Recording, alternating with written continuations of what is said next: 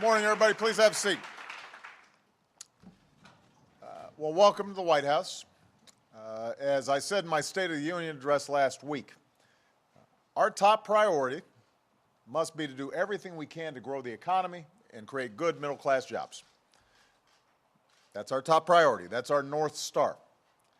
That drives every decision we make. And it has to drive every decision that Congress and everybody in Washington makes over the next several years. And that's why it's so troubling that just 10 days from now, Congress might allow a series of automatic, severe budget cuts to take place that will do the exact opposite. Won't help the economy, won't create jobs, will visit hardship on a whole lot of people. Here's what's at stake. Over the last few years, both parties have worked together to reduce our deficits by more than $2.5 trillion. More than two-thirds of that was through some pretty tough spending cuts. The rest of it was through raising taxes, tax rates on the wealthiest 1% of Americans. And together, when you take the spending cuts and the increased tax rates on the top 1%, it puts us more than halfway towards the goal of $4 trillion in deficit reduction that economists say we need to stabilize our finances. Now, Congress, back in 2011, also passed a law saying that if both parties couldn't agree on a plan to reach that $4 trillion goal, about $1 trillion of additional arbitrary budget cuts would start to take effect this year.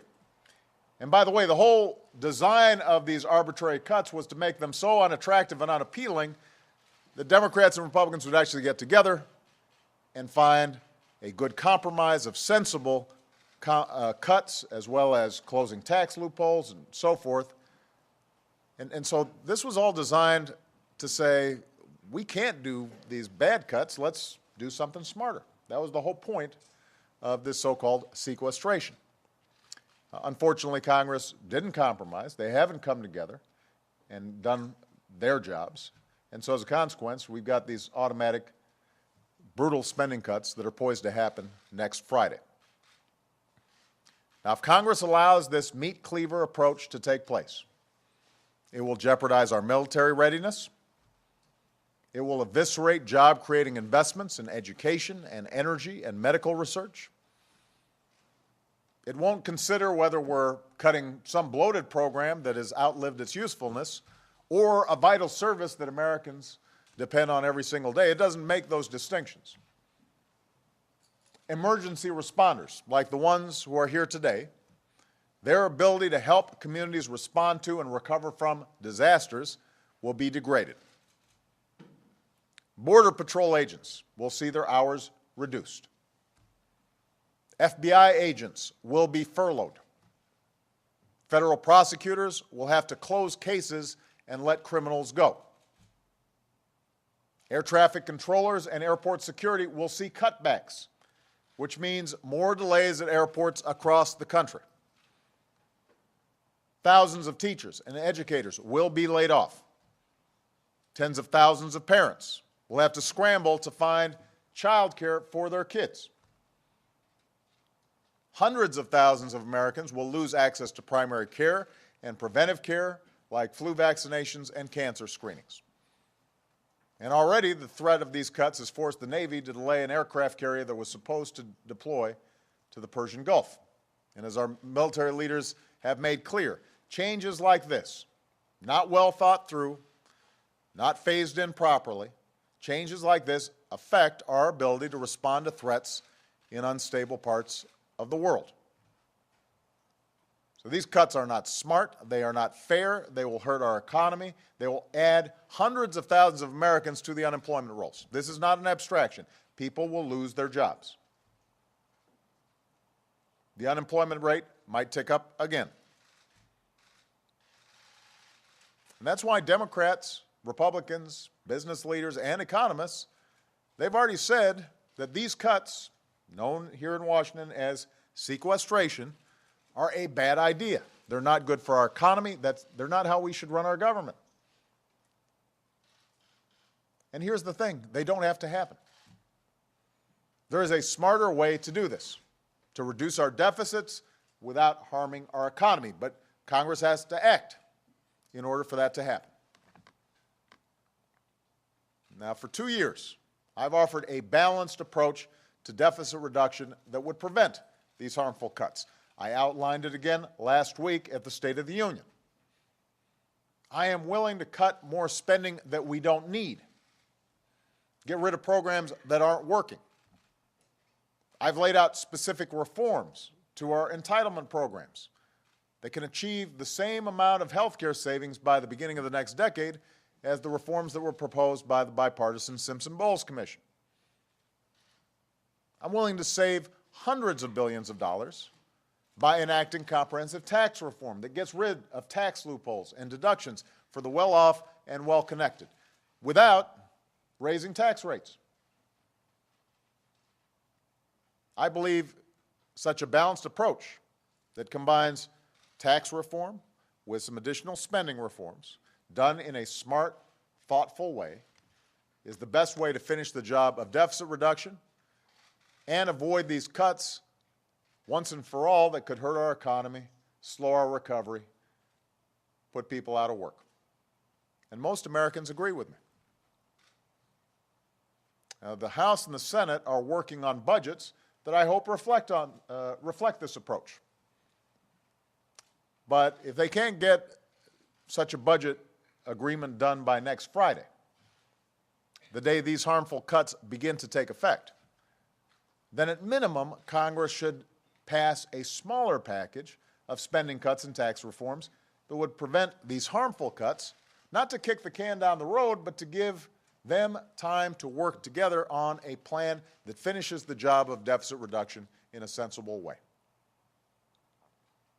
I know Democrats in the House and in the Senate have proposed such a plan, a balanced plan, one that pairs more spending cuts with tax reform that closes special interest loopholes and makes sure that billionaires can't pay a lower tax rate than their secretaries. And I know that Republicans have proposed some ideas too. I have to say, though, that so far at least, the ideas that the Republicans have proposed asks nothing of the wealthiest Americans or biggest corporations.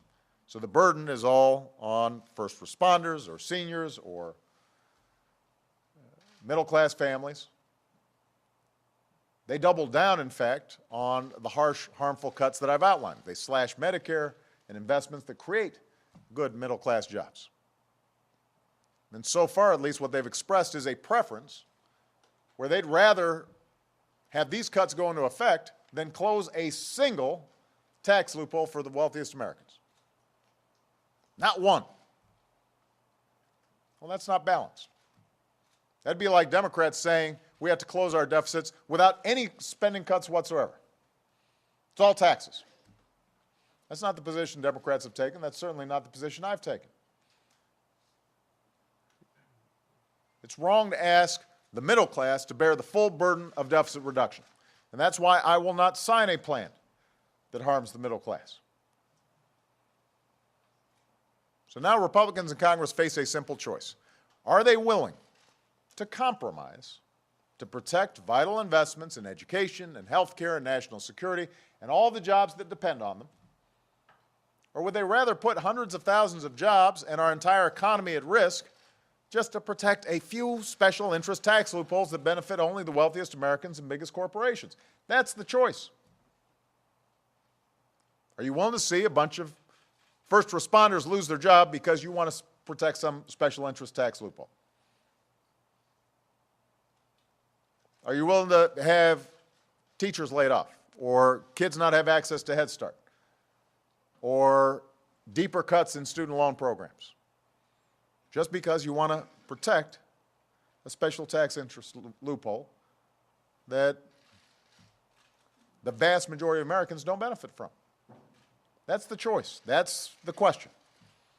And this is not an abstraction. There are people whose livelihoods are at stake. There are communities that are going to be impacted in a negative way. And I know that sometimes all this squabbling in Washington seems very abstract. And in the abstract, people like the idea, there must be some spending we can cut. There must be some waste out there. There absolutely is. But this isn't the right way to do it. So my door is open. I've put tough cuts and reforms on the table. I'm willing to work with anybody to get this job done. None of us will get 100% of what we want. But nobody should want these cuts to go through, because the last thing our families can afford right now is pain imposed unnecessarily by partisan recklessness and ideological rigidity here in Washington. As I said at the State of the Union, the American people have worked too hard, too long, rebuilding from one crisis to see their elected officials cause yet another one. And it seems like every 3 months around here, there's some manufactured crisis. We've got more work to do than to just try to dig ourselves out of these self-inflicted wounds. While a plan to reduce our deficit has to be part of our agenda, we also have to remember deficit reduction alone is not an economic plan. We learned in the 1990s, when Bill Clinton was president, nothing shrinks the deficit faster than a growing economy that creates good middle-class jobs. That should be our driving focus, making America a magnet for good jobs, equipping our people with the skills required to fill those jobs, making sure their hard work leads to a decent living. Those are the things we should be pushing ourselves to think about and work on every single day. That's what the American people expect. That's what I'm going to work on every single day to help deliver. So I need everybody who's watching today to understand we've got a few days. Congress can do the right thing. We can avert just one more Washington manufactured problem that slows our recovery and bring down our deficits in a balanced, responsible way. That's my goal. That's what would do right by these first responders. That's what would do right by America's middle class. That's what I'm going to be working on and fighting for, not just over the next few weeks, but over the next few years. Thanks very much, everybody. Thank you guys for your service. Thank you.